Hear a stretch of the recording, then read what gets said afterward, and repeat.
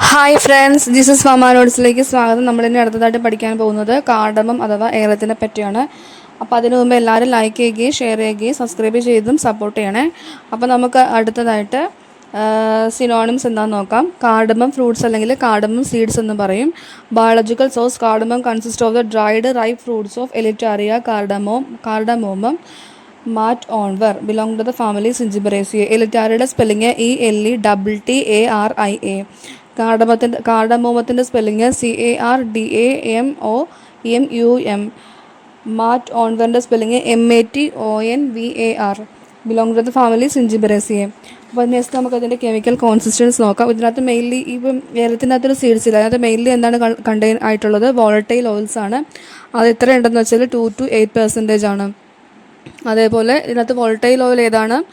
സിനിയോളാണ്. അതിൻ്റെ spelling CINEOLE.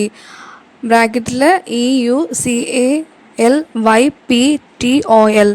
അതേപോലെ തന്നെ ഇതിനകത്ത് അരോമാറ്റിക് കോമ്പൗണ്ട്സ് ഉണ്ട്. അത് ഏതൊക്കെയാണെന്ന് വെച്ചാൽ ടെർപ്പിനൈൽ അസറ്റേറ്റും ബോർണിയോളും ടെർപ്പിനും ഉണ്ട്. അതേപോലെ തന്നെ ഇതിനകത്ത് ഫിക്സ്ഡ് ഓയിലുണ്ട്. ഈ കാർഡമ സീഡ്സിനകത്ത് ഫിക്സ്ഡ് ഓയിലുണ്ട്, സ്റ്റാർച്ച് ഉണ്ട്, അതേപോലെ തന്നെ പ്രോട്ടീൻസും ഉണ്ട്.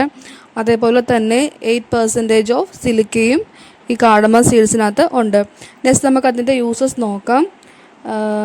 എന്തൊക്കെയാണെന്ന് വെച്ചാൽ first use aromatic carminative, second use stimulant, third use good flavouring agent, fourth use it is used in the form of compound tinctures. ഇതൊക്കെയാണ് അതിൻ്റെ യൂസസ്. എല്ലാവർക്കും മനസ്സിലായെന്ന് വിശ്വസിക്കുന്നു. Thank you all. എല്ലാവരും ലൈക്ക് ചെയ്യുകയും ഷെയർ ചെയ്യുകയും സബ്സ്ക്രൈബ് ചെയ്തും സപ്പോർട്ട് ചെയ്യണം. Thank U.